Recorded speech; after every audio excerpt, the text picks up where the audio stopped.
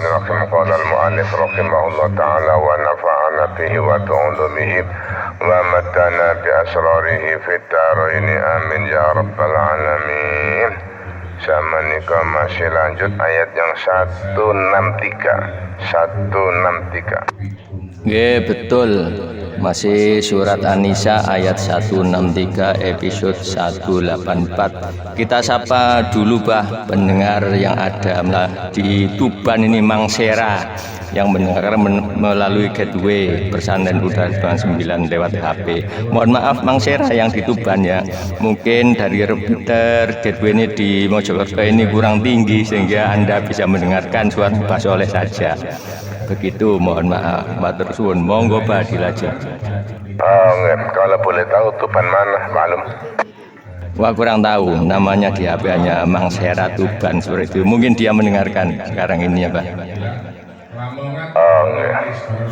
Tuban kan boleh di sana kan banyak. Nggih, matur suwun. A'udzu billahi minasy syaithanir rajim. Bismillahirrahmanirrahim. Inna awhayna ilaika kama awhayna ila Nuhin wan nabiyyin min ba'dih wa awhayna ila Ibrahim wa Ismail wa Ishaq wa Yaqub والأسباط وعيسى وأيوب ويونس وهارون وسليمان وآتينا داود زبورا Allah.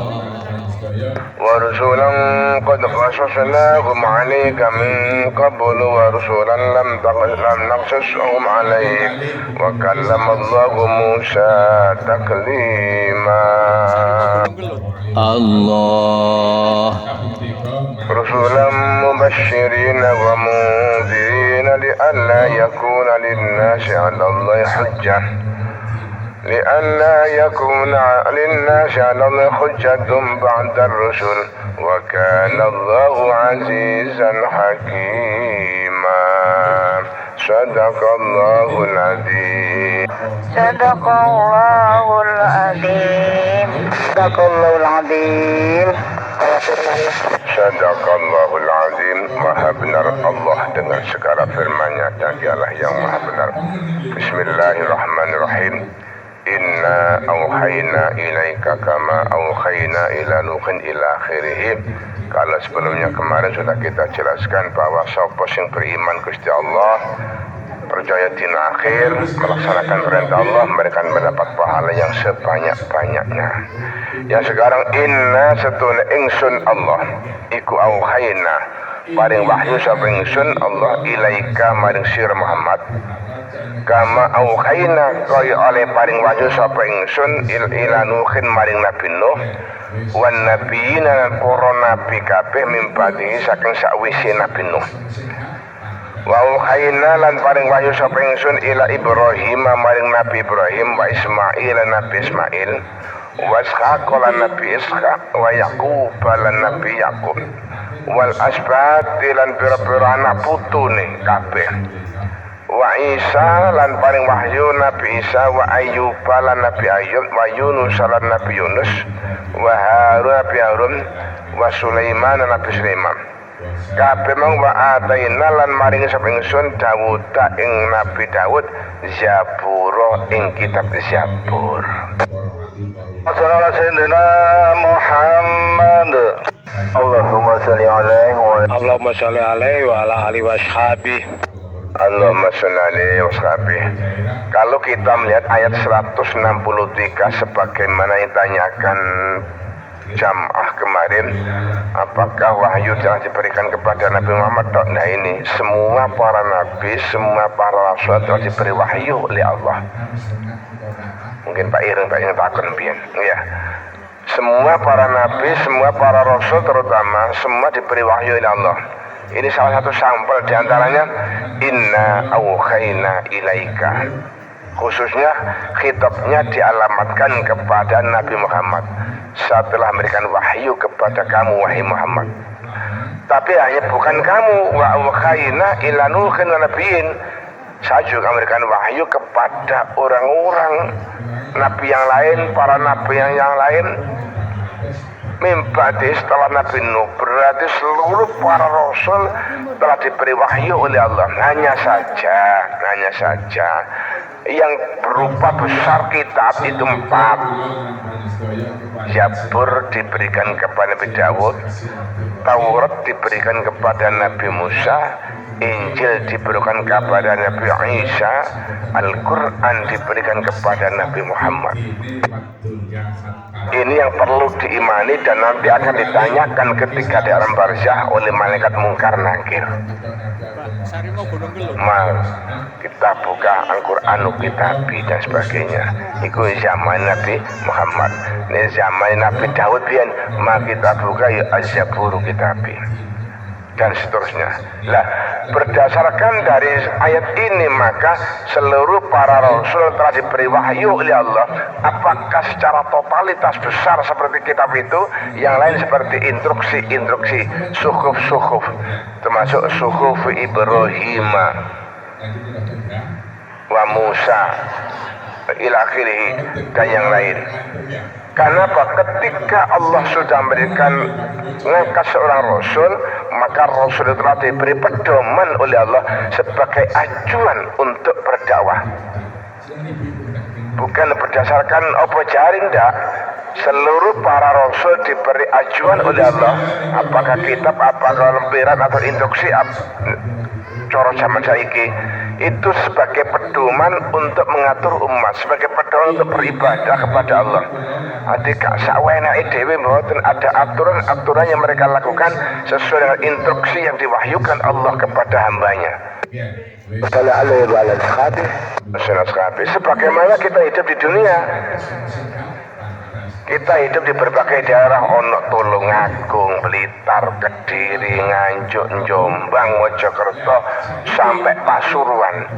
Ini ada aturan. Ono kitab undang-undang secara berlaku seluruh Indonesia ada. Ono aturan intern.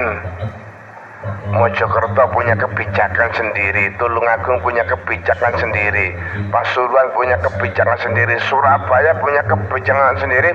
Sesuai dengan kearifan lokal, mereka menentukan kebijakan yang untuk warganya masing-masing daerah. Para rasul biyen yo ngono padha. Ya, sama. Taruhlah 4 besar kitab untuk seluruh dunia, tapi masing-masing daerah kan punya kebijakan, punya keputusan, dan itu yang harus dilakukan oleh masyarakatnya sesuai dengan di mana mereka hidup. Aturan apa yang kita lakukan? Wa auhayna ila Ibrahim wa Ismail wa Ishaq wa Yaqub wa Asbat. Seluruh para rasul, apakah yang berlaku pada umatnya Nabi Ibrahim, umatnya Nabi Ismail, Nabi Ishaq, Nabi Yakub dan keturunannya, termasuk Nabi Isa, Nabi Ayub, Yunus, Harun, Sulaiman dan Nabi Dawud, Zabur. Semua itu bukan berdasarkan opo jari rasul, tapi berdasarkan wahyu Allah yang telah diberikan kepada para rasul. Setelah nyampe para rasul, disosialisasikan kepada masyarakat, pada umatnya. Setelah itu harus dibuktikan dalam bentuk perbuatan yang sesuai dengan instruksi dari Allah itu. Umat-umat zaman dahulu mereka beribadah atau berinteraksi atau melakukan apa saja, itu ada pedomannya, bukan searepe dhewe, bukan saenake dhewe. Kecuali kalau mereka yang mengaku punya aturan sendiri, kayak Fir'aun, kayak Qarun, kayak Namrud yang sudah tertera dalam Al-Quran. Itu mereka itu menentang Al-Quran, menentang Rasul pada zamannya. Apa akibatnya? Ya hancur. Bagaimana Fir'aun yang sudah pernah menjadi raja sekitar 500 tahun hancur. Bagaimana Qarun orang yang terkaya saat itu hancur mergo ngaku dari pangeran. Fir'aun pun ngaku dari pangeran. Namrud yang menentang Nabi Ibrahim hancur.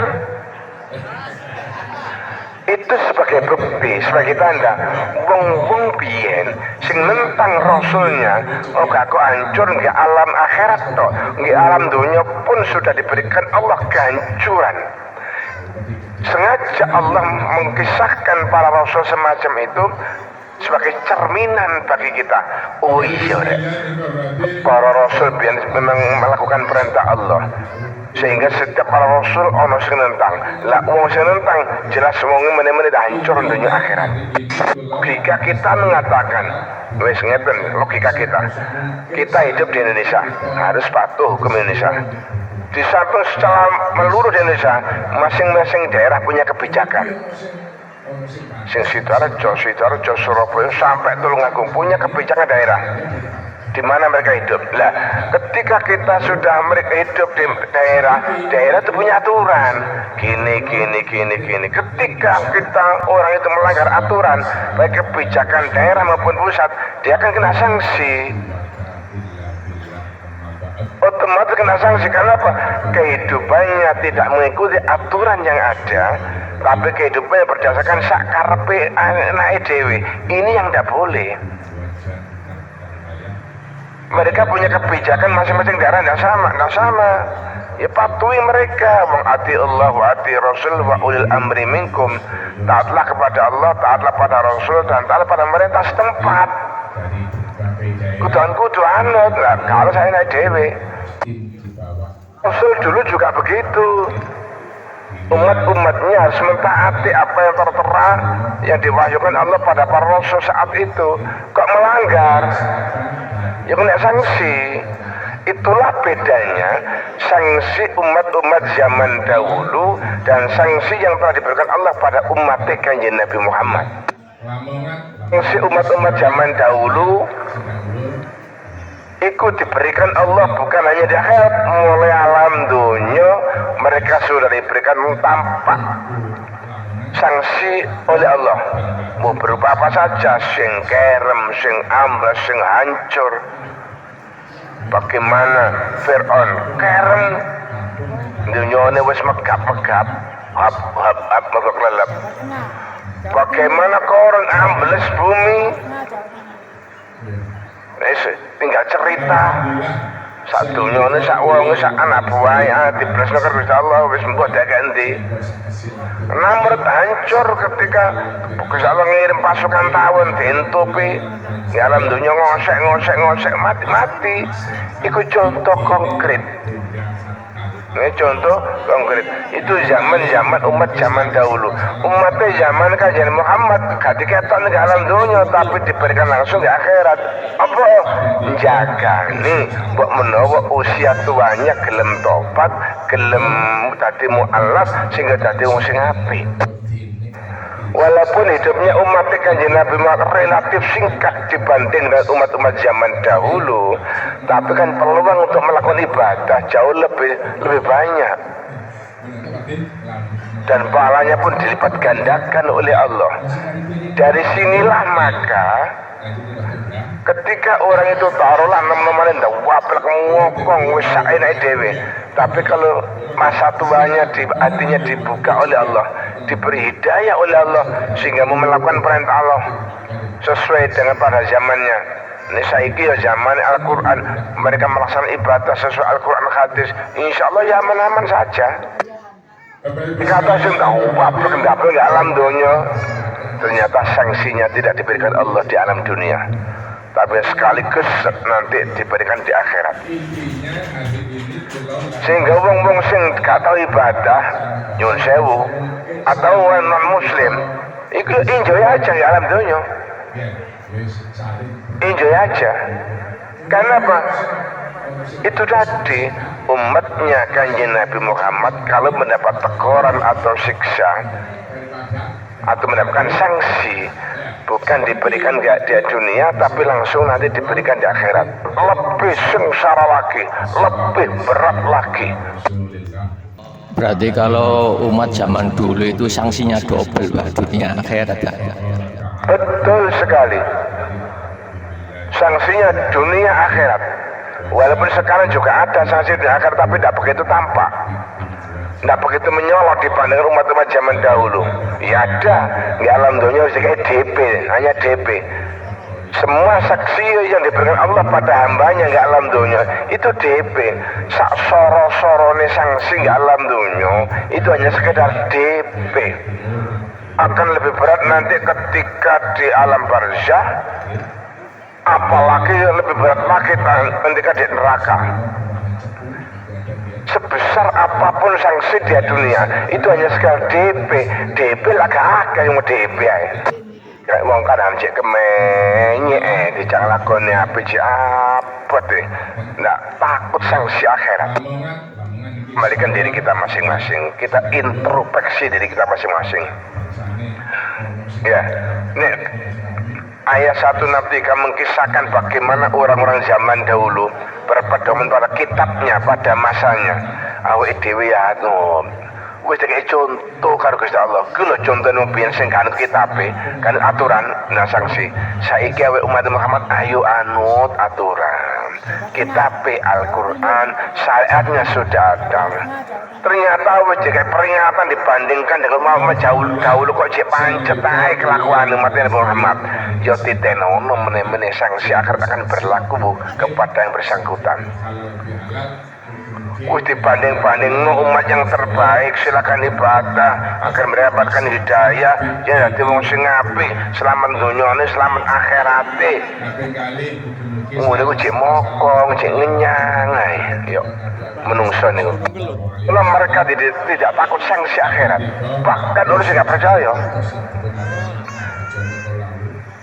sudah jelas di dunia ilmu mataul ghurur.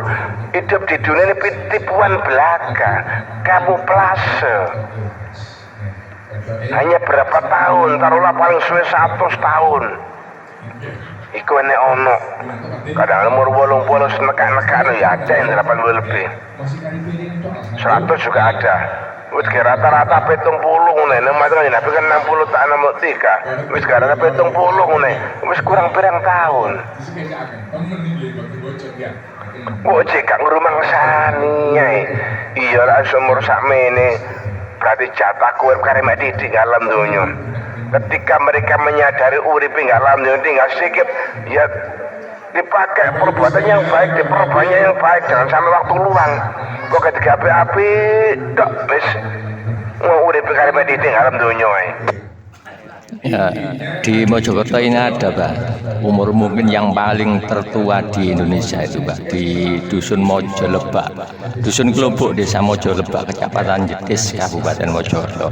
Namanya Bu Repi Pak, saya pernah beberapa waktu yang lalu mengunjungi ke sana. Usianya 114 tahun Pak, lahirnya tahun 1911 kalau nggak salah. Bu Revi 19 Mbah Iyas dulu 120. Mbah Iyas itu kisahnya 120. Ya Husain itu sudah 90 berapa itu. Makanya kalau niru mbahku bapakku ya cek kurang akeh wong bapak ya 20. Begitu informasi tapi orangnya kan sudah almarhum. Oh ini masih hidup, masih segar beliaunya Pak, perempuan di Dusun Kelobok, Desa Mojolebak, Kecamatan Jetis, Kabupaten Mojokerto. Namanya Bu Repi begitu Pak. Usianya 114 tahun. Oke, paling kelewatan paling ya. Tidak kelewatan memang beri umur panjang oleh Allah. Ya. Mudah-mudahan husnul khotimah menai. Nih ahli pada husnul khotimah. Semakin umur panjang, semakin baik amalnya, semakin bagus pahalanya. Sehingga kata umurnya panjang, gak ngelakonnya apa, semakin berat sanksinya. Kelibatan Pak, yang putih. Oke, mudah-mudahan beliaunya ahli ibadah begitu. Anak-anaknya itu 12, yang 10 sudah meninggal dunia. Umurnya ini yang terakhir kemarin saya temui itu 70 tahun anaknya itu usianya. Lah ya ada wong piyen nikah no. Ya. Enggak ada istilah kelewatan, enggak ada. Memang maksudnya kelewatan memang diberikan Allah umur yang panjang semacam kayak contoh. Digawe contoh walaupun umat Kanjeng Nabi Muhammad itu sudah 2 kali lipat itu nanti. Ya. Sudah ada kelebihan umat Kanjeng Nabi. 63 berarti kan nanti kalau sudah 20 kan berarti sudah 2 kali lipat. Lah, apakah yang dikata umur panjang si cuma itu enggak? Definisi hadis yang dikatakan umur panjang, apakah mereka yang diberi umur sampai 100 tahun bahkan lebih? Bukan. Tapi hakikat umur panjang yang sebenarnya adalah di mana mereka hidup dengan usia berapapun yang mereka miliki, asalkan selama hidupnya selalu digunakan untuk melakukan kebaikan, mulai usia belum balik sampai meninggal dunia. Kalau umur 30, 40 tapi dibuat untuk kebaikan, itulah umur panjang. Habis 70, alhamdulillah Cik Tongseng, mudah-mudahan sehat terus. Bang juga mudah-mudahan sehat terus.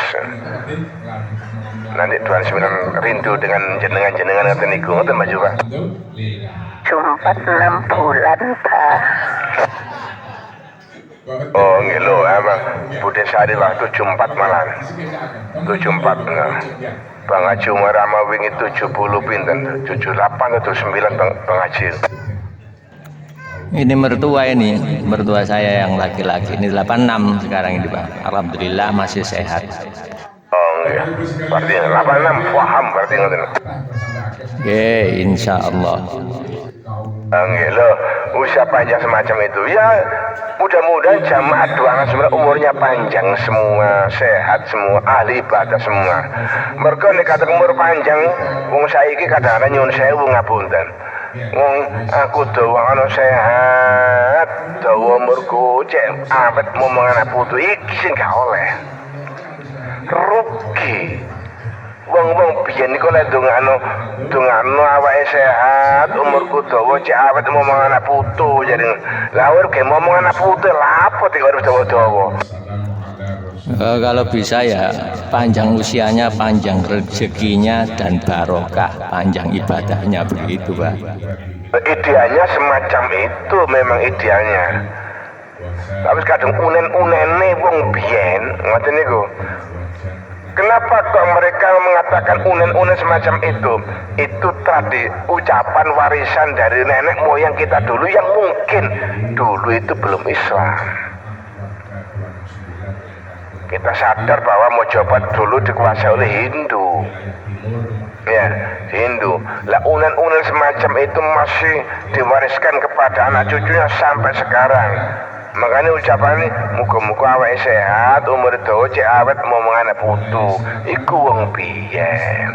Wong saiki ya dirubah, muga-muga awake sehat, umure panjang, rezekine akeh, cukup kesanggup ibadah nang Gusti Allah. Lho iku sebagai bekal daripada pada Allah. Lho nek gelem ngono bagus.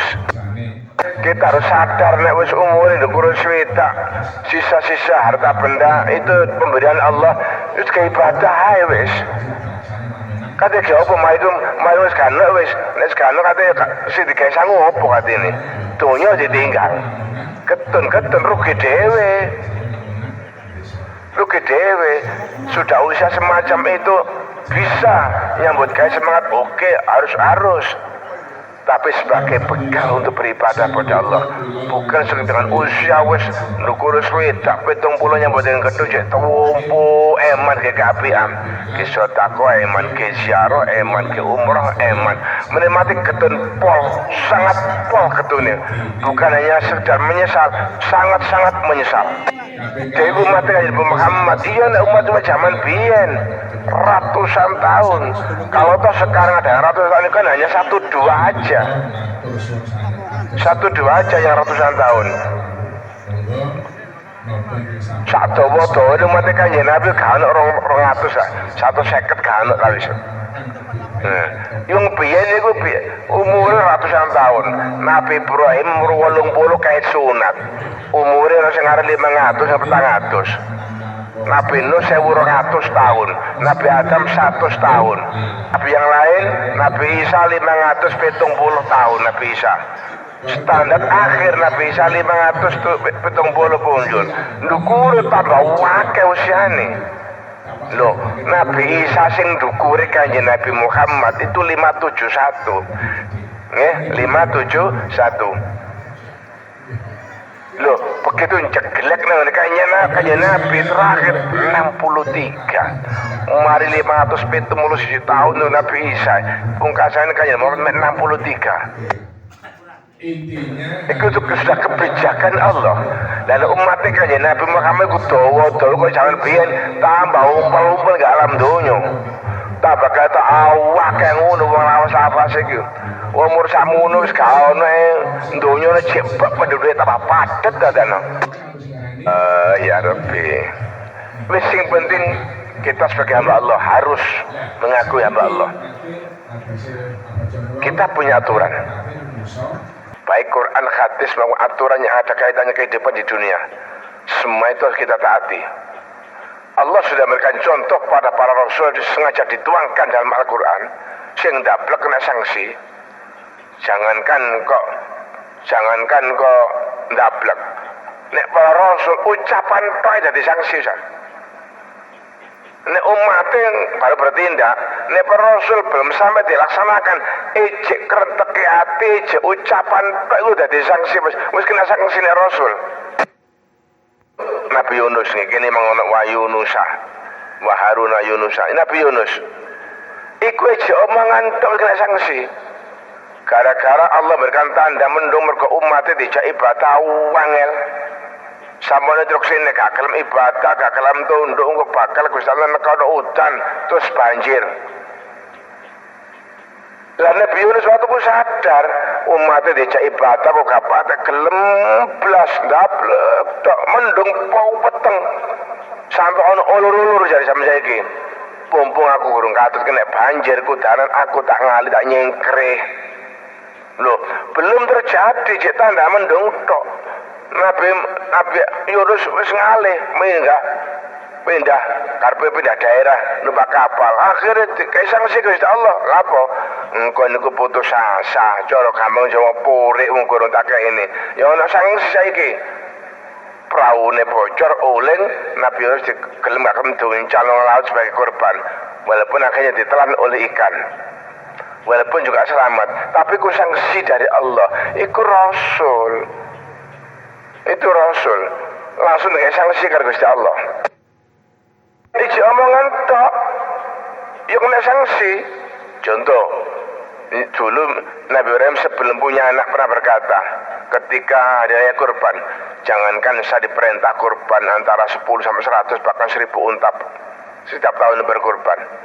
Andai kata saya punya anak, diperintah Allah berkurban, saya kurbankan. Nabi Ibrahim berbicara semacam itu kondisinya masih belum punya anak. Ketika sudah punya anak antara 8 tahun, Nabi Ismail diperintah oleh Allah, Ibrahim cocok no omamu biyen. Dulu kamu mau berkata, jangankan kok diperintah milah unta, andai kala punya anak pun disembelih tak sembelih, anak satu-satunya. Dilaksanakan Nabi Ibrahim, ya walaupun itu nanti diganti oleh Allah untuk menguji tingkat keimanannya. Kira-kira abad anaknya dapat perintah Allah. Ternyata perintah Allah. Perintah Allah lebih berat. Harus dilaksanakan. Lamun saiki enggak perintah Allah di nomor sekian kan, tapi abad anak, abad bojo di nomor satukan. Urusan ibadah gak di nomor satukan, tapi urusan dunia di nomor satukan. Wis karuan, ayo silaturahim, ayo ziarah urusan akhirat, ayo umroh, wes duwe cukup gak kayak umroh, kayak tuku motor, kayak nyuku sawah, kayak tuku macem-macem. Padahal dia gurung umroh gurung tau belas, motor ganti bolak-balik. Ono model ngoten niku, ngunek jak umroh alasan ganti duwe, tapi ganti mobil bisa. Macam itu kan berarti orang itu mementingkan kepentingan dunia, gak kepentingan awake dhewe kanggo akhirat boten. Sudah banyak terbukti semacam itu. Lah, oleh karenanya maka monggo kula lan panjenengan ayo ya. Berpikir ulang. Kita kembalikan diri kita masing-masing. Allah sengaja berikan contoh para rasul semacam ini, ayo dibalena awake dhewe-dhewe. Hidup kita tiap harinya untuk apa? Hidup untuk ibadah, bukan untuk bersenang-senang, bukan berfoya-foya, bukan hanya bekerja, tapi hidup ini untuk ibadah. Sengaja diberikan Allah kesempatan urip di alam dunia, dikon golek sangu sakake-akeh, dengan ibadah sak kuat-kuate. Ketika jatuh temponya sudah ada, meninggal dunia, sangune cekne akeh. Karena semua tidak akan tahu berapa jatuh temponya. Deadline kita tidak ada yang tahu. Itu urusan hak prerogatif Allah. Tidak akan mungkin diberikan kepada orang lain. Nah, kalau sudah menyadari semacam itu, ayo, hidup kita gunakan untuk mengabdi pada Allah. Nek wis digunakan mengabdi pada Allah, harta benda digunakan sebagai sarana mengabdi pada Allah, insya Allah hidup kita akan selamat dunia, selamat akhirat, insya Allah husnul khotimah, bikan ridhani pun Allah, minjing sakit kempal dan suargani pun Allah subhanahu wa ta'ala. Mungkin demikian, ada satu dua pertanyaan, monggo dipersilakan. Assalamualaikum warahmatullahi wabarakatuh. Saya pancingnya dulu, Pak, biar yang lain nanti bisa masuk. Waalaikumsalam warahmatullahi wabarakatuh. Monggo banyak WA-an. Monggo silakan. Nggih, Pak. Kalau kita melihat ya kondisi atau keadaan postur tubuh manusia sejak Nabi Adam sampai sekarang ini kan berbeda-beda. Zamannya Nabi Adam tingginya sampai 30 meter. Kalau di zaman sekarang ini ya hanya mungkin 2 meter sudah tinggi. Nah, apakah waktu dibangkitkan nanti di hari kiamat dalam kondisi yang seperti di dunia atau disamaratakan, Pak? Begitu, mohon penjelasan. Matur suwun. Oke, terima kasih matur suwun. Bagaimana kondisi manusia nanti? Apakah di padang kaya Nabi Adam sing dukur-dukur? Ada terus no tahu kurku 30 meter enggak? Ya. Wakila tidak terlalu tinggi biasa. Ya. Mergo surga dan neraka akan ditempati seluruh umat mulai zaman Nabi Adam sampai umatnya yang terakhir. Nek kegedean kok amate kurang akeh. Lah berapa itu hak prerogatif Allah? Idealnya berapa? Sing ben kegedean ya diusut, sing kecilnya ya diodot. Lah ukuran berapanya? Wakilah anu sekarang ya sekitar 2 meteran, wakilah. Tapi apakah benar itu urusan Allah? Ngoten jalum. Nggih Pak, nggih matur suwun. Monggo kalajeng. Assalamualaikum warahmatullahi wabarakatuh. Waalaikumsalam warahmatullahi wabarakatuh. Sekolah buka apa ini? Nabi Muhammad SAW Nabi atau Rasul lainnya atau Ali salam. Mana artinya nopo ini? Oh, seluruh para Rasul alaihi salam. Adam alaihi salam, kila wa Adam alaihi salam, kila wa Musa alaihi salam. Begitu Nabi Muhammad kok ke alaihi salam? Alaihi salam kok enggak? Muhammad sallallahu alaihi wasallam lebih komplit. Wow, gelar istimewa. Gelar istimewa, sangat istimewa. Itu gelar.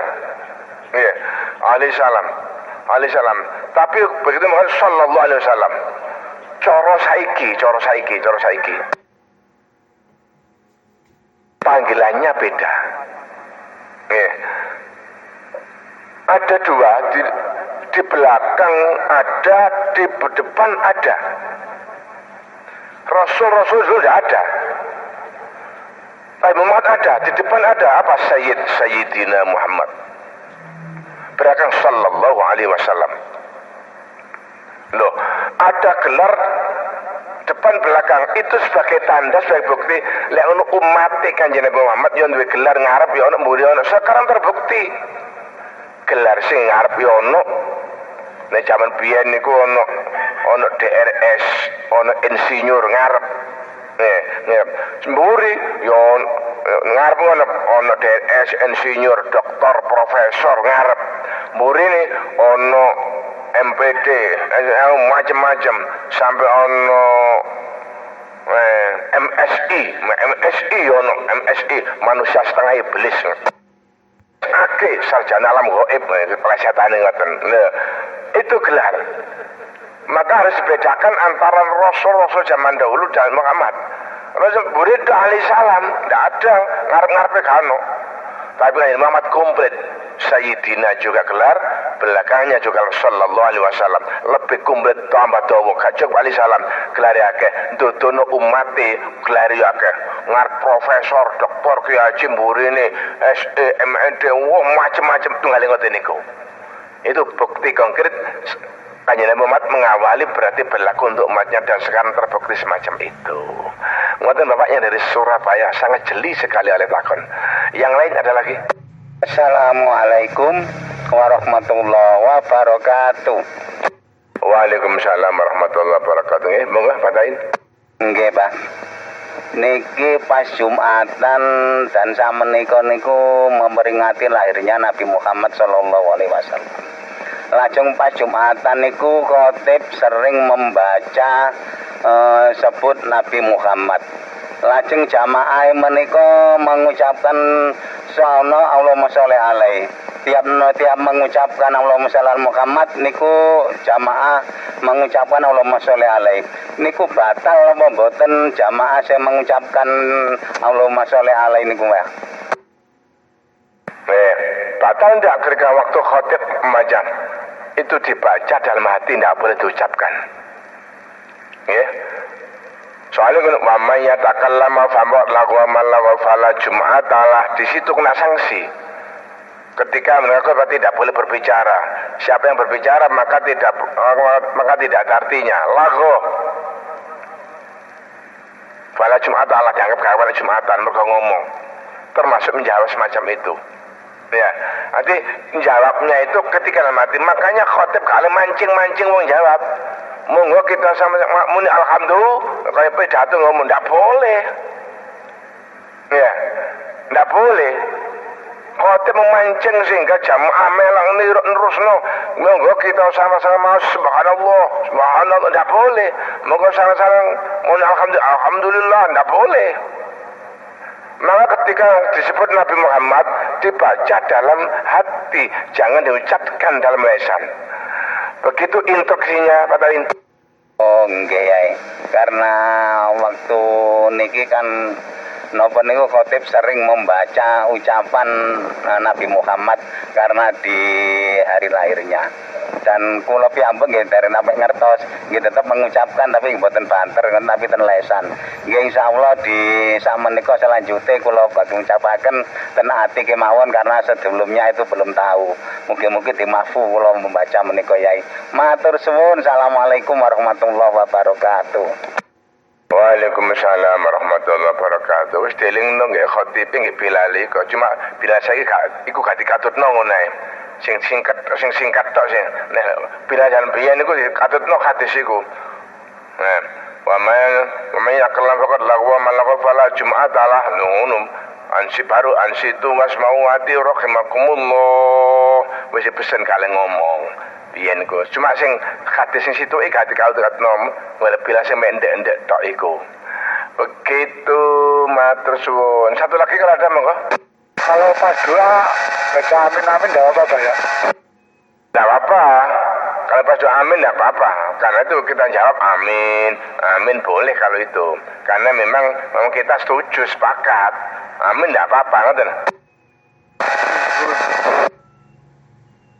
Oke. Kalau tidak ada, saya cukup. Ya. Mungkin pengajian kita yang jam ini dipun paring hidayah Allah Subhanahu wa taala. Al-Fatihah. Monggo. Ayo. A'udzu billahi minasyaitonir rajim. Bismillahirrahmanirrahim. Alhamdulillahi rabbil alamin. Arrahmanir rahim. Maliki yaumiddin. Iyyaka na'budu wa iyyaka nasta'in. Ihdinas siratal mustaqim. Siratal ladzina an'amta 'alaihim ghairil maghdubi 'alaihim waladdallin.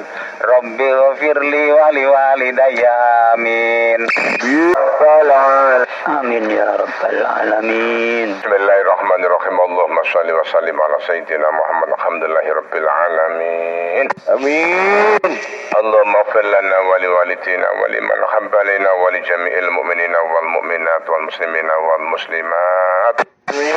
آمين اللهم يسر لنا أمورنا أمور الدنيا والآخرة اللهم ارزقنا رزقا واسعا حلالا طيبا من حيث نحتسب ربنا هب لنا من أزواجنا وذرياتنا قرة أعين واجعلنا للمتقين إماما ربنا آتنا في الدنيا حسنة وفي الآخرة حسنة وقنا عذاب النار وصلى الله على وسلم أجمعين سبحان ربك رب العزة عما يصفون وسلام على المرسلين والحمد لله رب العالمين بسر الفاتحة masukah أعوذ بالله من الشيطان الرجيم بسم الله الرحمن الرحيم الحمد لله رب العالمين الرحمن الرحيم مالك يوم الدين إياك نعبد وإياك نستعين اهدنا الصراط المستقيم